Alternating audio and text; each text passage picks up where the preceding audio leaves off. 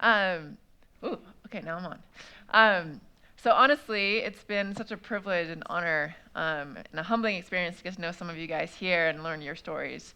And I honestly, through all the times I've sort of shared my crazy story, have felt like it was really, really unusual and out of place. And after hearing people's story in this room, honestly, I feel like I fit in, which is really cool. So I'm going to share a little bit about my journey today. And it is both a personal and professional story, so get ready. So it starts September 27th, 2009. I actually pulled my wagon down the streets and stopped it in a park called Presida Park in San Francisco. On that wagon was a milk crate. On top of the milk crate was a machine that I'd spent the last 2 years designing, inventing, patenting, and then developing. Under the milk crate was a battery pack that I built out of an old motorcycle battery that I rewired and reconfigured to power that machine for about 4 hours.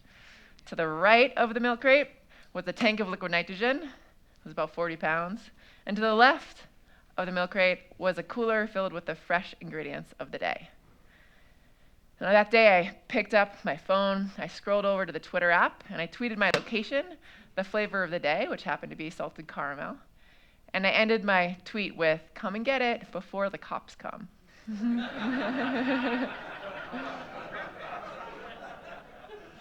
Not totally legal to do this in a park. So that was 2 years after I graduated from Stanford Business School. And I remember soon after going to a reunion, and I was telling one of my classmates what I was up to, and I said, "Well, I'm selling ice cream on the street." And then another classmate who partially overheard the last part of my sentence came over and said, "Oh, you're on Wall Street, I am too." And I was like, "Oh my God, I'm so out of place here." And so the question that I sort of started asking myself is, how on earth did I get here? This is so far off the beaten track of everyone else who sort of I've traveled along this path with. And what actually got me here? And that question is actually fairly complex and nuanced. And I've done a lot of analysis to try to figure it out. So I'm gonna kind of rewind and take you back in time a bit. So I was 4, and my twin brother was on a hunger strike because I was rushed to the hospital for an emergency surgery. I spent the next 2 years in and out of the hospital, and in the end of it all, I was physically fine, thank goodness, but I was really psychologically scarred because I realized at a young age what most people don't know until they're a lot older, which was that my parents could not keep me safe, and that there were so many uncertainties in this world, and most of those are unsolvable. And so I found myself asking why all the time, and what if, and my parents couldn't tell me these answers, and that often consumed me. And I became a pretty anxious little kid. And so I grasped onto things that made me feel connected to the moment and turned my brain off and made me just feel joy. And not surprisingly, one of those things was ice cream. And so my mom at a young age started telling me that I had 2 stomachs because I was always accepting ice cream, and I would always eat it even if I was really full. But it was just a special thing throughout my childhood and throughout my adulthood that has grown with me, and I still believe that I have 2 stomachs. The other thing that I fell in love with at an early age was sports, mostly team sports. Not only because I'm an extremely competitive person, I'll take any of you guys on basketball after this, but I also love the feeling of being in the zone. And you think about it, you just melt away, and all that matters is what's right in front of you. And that was really cool and really important for me with sort of my anxious childhood. So the thing that's kind of sucks about sports, though, is that they kind of come to an end at one point, right? And so I graduated from college. And I was so obsessed with sports in college that I went to Williams College in Massachusetts. It snows a lot of the year, and I dribbled my basketball to every single class through the winter. And then I found myself kind of popped into the corporate world and trying to figure out sort of what I was working towards, and I was kind of felt like I was floating around and felt lost and empty a lot of the time, even though I learned a heck of a lot was 4 years as a management consultant in the US and in Europe. But I knew that I needed to figure out how to like get back to this zone. And so I made a promise to myself. I basically said, you know what? I am going to make sure that I am not bummed out about being an adult, because there's a lot of this adult thing left. And so I decided to sort of turn my head back to some of the things that I've always known that had made me happy. And I immediately turned to ice cream. And if you think about it, ice cream is all about the present, right? It's all about this experience of joy. And sort of in contrast, sorry to offend some of you frozen yogurt eaters out there, but frozen yogurt is about compromising and sacrificing and thinking about the future too much in the present, right? Just eat your ice cream. So I went back to Stanford, and I committed to making being an adult fun. So I dove into entrepreneurship and started looking deeply into ice cream. And one of the things I found that kind of devastated me was that if you look at the back of most ice cream cartons, you will see that there are most of the ingredients in there should not be in there. They are things I couldn't pronounce. There are things that are in there, honestly, not for taste at all. They're there for shelf life. And this to me was sacrilegious. This product that's supposed to be all about the present and all about joy was being tarnished and compromised. And so I actually kind of took time, and I actually went to a ice cream school at Penn State University. They actually have an ice cream course. And so I learned about how ice cream is being made. And I was kind of trying to find some redemption in this, and I actually realized just how far from the cow this product had gotten. Literally these massive factories where ice cream mix is so loaded with extra ingredients that it doesn't even need to be refrigerated anymore most of the time. So I was committed to making this pure again, to making it about the present. I'm also a super nerd, just so you guys know. And so I dove into the science behind ice cream, and it's basically about ice crystal formation. And the gist is, I can get super techie, but the gist is, the smaller the ice crystal is, the smoother the texture, okay? And to make really small ice crystals, you have to make ice cream really fast so that it doesn't have time to grow. Ice crystals grow over time. So you guys know dry or slow churn? How they say slow churn? That's actually a total lie. So slow churn was a marketing play because they did research to found that if they said fast churn, it got a worse result than slow churn did, so they just renamed it. But the gist is that they make that product by freezing faster. I freeze much, much faster, but it's a scientific truth. And so I started looking into how do I actually freeze ice cream faster? So this is enter liquid nitrogen. All right, so liquid nitrogen, for those of you who do not know it, it is negative 321 degrees Fahrenheit. That is 76 degrees Kelvin. That is really, really cold.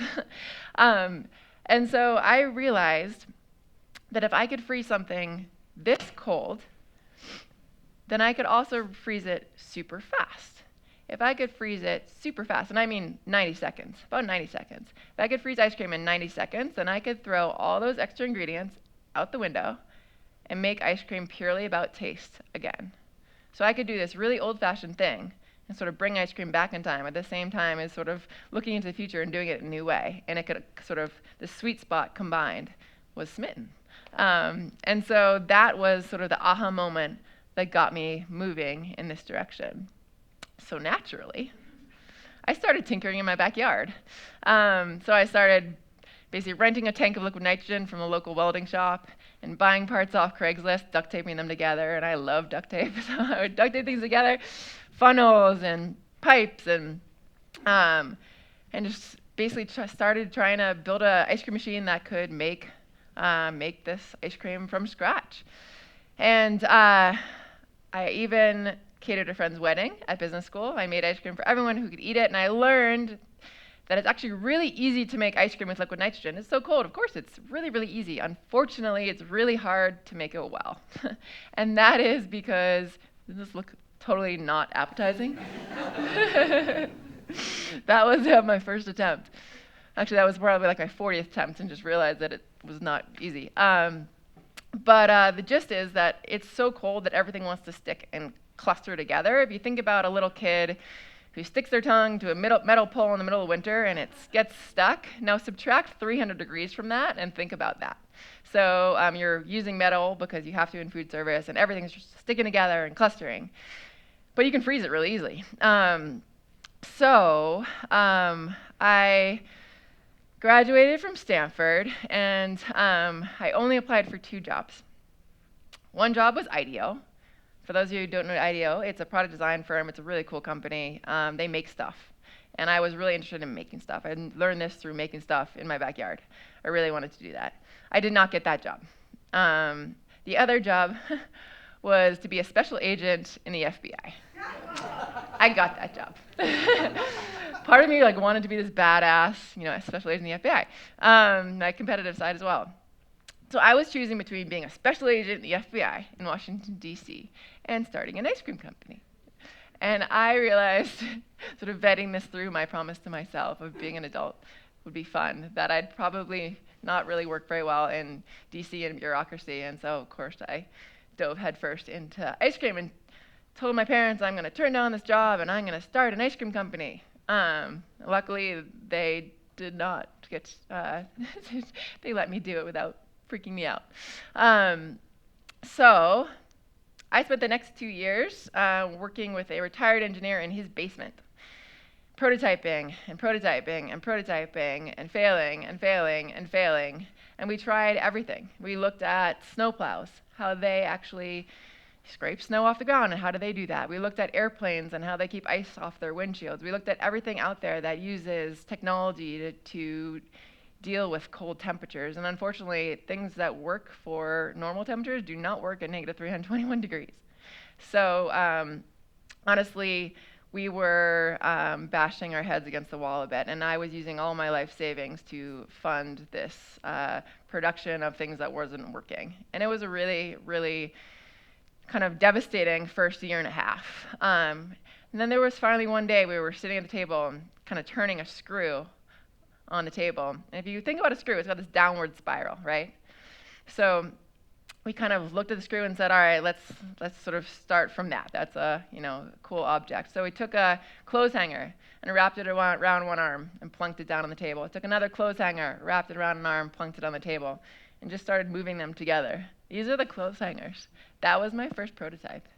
And we realized that what we needed was something that scraped every surface of itself at all times, because everything wants to stick. So you have to keep every particle in the ice cream moving at all times so that it could not stick. You also want to push every particle down so it compresses it and becomes a super smooth, super dense ice cream. So this crazy clothes hanger invention actually worked. So we welded it up. This was us in the basement. Welded up our first set of beaters, and we rigged it up right there on the left. And the bowl was stationary. And so we motorized it and saw that it actually kept every particle of the ice cream moving off of the beater blades, or what we call them. And what we noticed, though, is that everything was sticking to the bowl. And we're like, oh, shit, everything's sticking to the bowl, now what? And so then we had this other aha moment where we're like, all right, we're just going to move the bowl. And so the beaters are moving in one direction. We started moving the bowl in the other direction, and that kept everything scraping, everything moving, everything pushing down, and that made an exceptionally good texture. So that is the crux of what I now call my burr machine. This is literally the first prototype coming together. I'm looking very tired. And this was how we were measuring the effects. So these are what the beaters look like now. You can see how it's a double helix. It's a double helix beater. It didn't exist until we invented it. We also started looking at, okay, you're doing this, but there's fog that happens around the machine because the liquid nitrogen is evaporating. You can't actually see. You don't really know when to stop.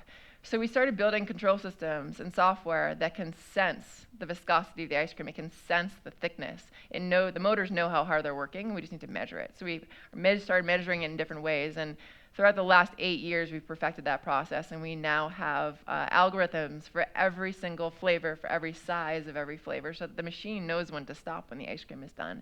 I basically made ice cream making as nerdy as you can possibly think. So 2 years later, I could make I can make exceptionally good ice cream. I can make better ice cream than anyone out there. Really, I knew that in my heart. But it was 2009, you guys.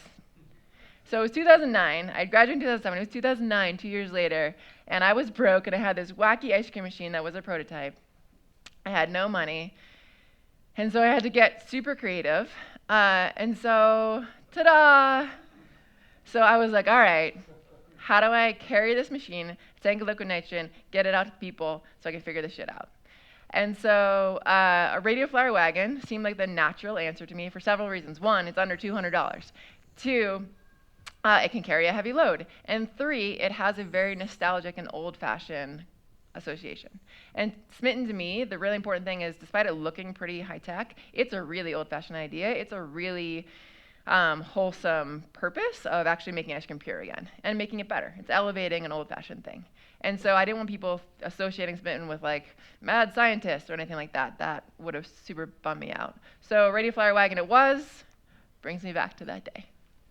And so the cool thing is that when I was sitting on that little stool instead of in an office chair, I was purely and utterly in the moment. And the coolest part was, not only was I feeling joy, but I was partaking in that moment in people's day that was probably one of their highlights. You think about it again. You go to get coffee when you're tired, when you're late, when you're going to work, right? Most often. You go to get ice cream for joy, for that feeling of just feeling, I'm going to do this for myself. And so I got to partake in that moment of people's day, and I was like, this is awesome. This is my zone as an adult. And so I became the first ever barista, B-R-R-R-I-S-T-A. Little fun puns. And that became my life for the next year. I went to different places around San Francisco, alleys, sometimes outside of angel investment forums, selling my ice cream wherever I could. And I did a different flavor every day. I'd already teamed up with our pastry chef at that time. And she and I would choose the flavor of the day. We'd go to the farmers markets. We'd figure out what was fresh, and we'd form a flavor around it. And I stored a liquid nitrogen tank in a garage right off of Valencia Street in San Francisco. I'm actually opening a store right down the street from that in a couple months. I cannot wait. And we started experimenting with different things that we could do that no one else could do. So one of the things I did one cold night in San Francisco was I started making alcohol-infused ice cream, because we can do it. Why not? No one else can. We freeze below the freezing point of alcohol. So let's take advantage of things that we can do that no one else can do. We're actually just starting to roll out some alcohol-infused flavors now, which is really fun. So at some point, I realized that one burr machine was not enough. There was a moment, actually about a month of time, where Smitten, out of a wagon, spontaneously showing up around the city, was rated #1 on Yelp above all restaurants in San Francisco, above Gary Denko. It's pretty awesome. It may have something to do with the fact that I served ice cream at Yelp, but I will take it.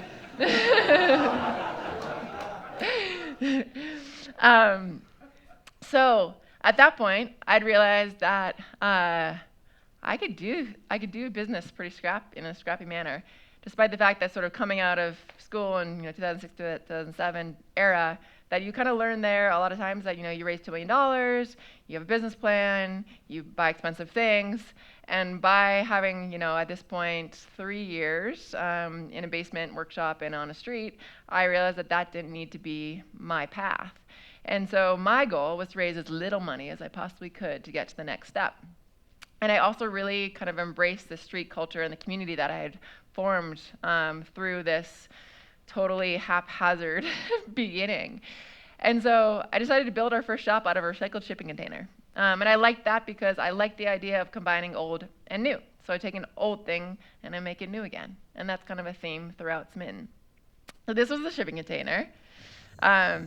And then we craned it in and we plopped it down in the middle of Hayes Valley, San Francisco, before Hayes Valley, San Francisco was that cool.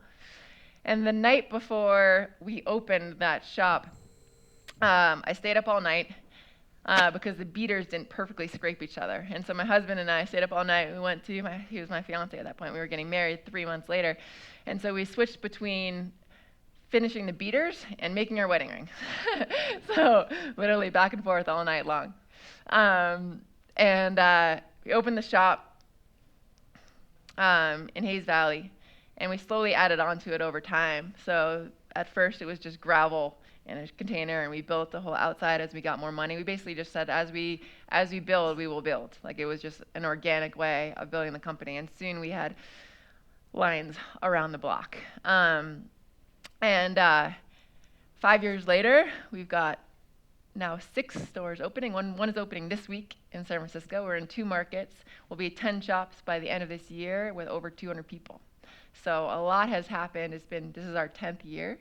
So 10 shops in 10 years. And what I've realized over this time is that we can do things differently. We can grow the way we want to. And now that there's so many people working for me, it was really important to me that they don't feel about this job as I felt about my first job. And so we've been really, really careful about how we set our company culture and how we build it from within. And so our mission as a company is joy. I was like, what is this about? This is about joy. In the end of it all, we make the best ice cream in the world. I give you that, I guarantee it. But our mission is not that. Our mission is joy. So we've also been able to just build what we stand for as a company. And so that's been a really cool process for me. Just in terms of the ingredients that we get, things that I care about as a consumer, that's what we should stand for as a company. And so we are rethinking how distribution is done. We're rethinking about what should be in ice cream. We are perfectionists in everything that we do. And I really think that the foodie side, the pastry chef side, is really important as well. So just to circle back, to be honest with you guys, growth used to scare me a lot, because I've seen so many companies, as they grow, lose their soul, especially retail food companies. There's a lot that I used to walk into, and they used to be my special place, and then like years later I walk into, and I'm like, ugh, like what happened? Like this just feels like cookie cutter, and it's an intangible loss. You can't really put your finger on it, but it's not there anymore. And so Smitten is this really special place. Literally, I sit there at our stores and I just listen, and it's so it just makes me so happy that people go there for a place to go where they bring friends, they show off their city. We have so many engagements that happen to Smitten. Literally, people several times have written, "Will you marry me?" at the bottom of their ice cream cup, and we help them set it up. People take their engagement photos at Smitten. It is a special place, and I cannot lose that. It will devastate me. And so the first time Smitten was ever called a chain, I nearly gagged. I was like, oh no, we're a chain. What are we going to do? And I had to step back and realize that I'm not a victim of growth. Growth is filled with choices that we make, and we can own it. We can define what that looks like. And so we've built a corporate culture at Smitten and values that we filter every single decision through, values that we hire on, values that we train on, values that we promote and reward our team on. Everything is integrated through these values, and these values are critical. They are make people's day, first and foremost. That's what we're here for. The second one is commit to being the best. So do not do anything unless we will do it better than anyone in the world. And the third is think like an entrepreneur. And there is no end point there. As you guys know, there's no end point to thinking like an entrepreneur. It is a never-ending adaptation and building. And then the fourth one is be genuine. So be true to myself and the reason that I started this in the first place, and do the right thing when no one is looking. So that's how we've built this. That's how we're building this. And ice cream is this huge arena. It is a huge, in sort of my sports history, it is like a huge place to play. It's an enormous industry, and I'm so excited. We're going to turn this industry on its head. We are just getting started. There's so many other areas that we're going to be touching and changing how people think about it. And so just thinking about it as this challenge that we're doing together in the right way is how I have gotten comfortable and super, super excited about growth. And so my goal, and the way I think about it, is that joy equals ice cream, and that should be untarnished and pure. So thank you guys all for your time.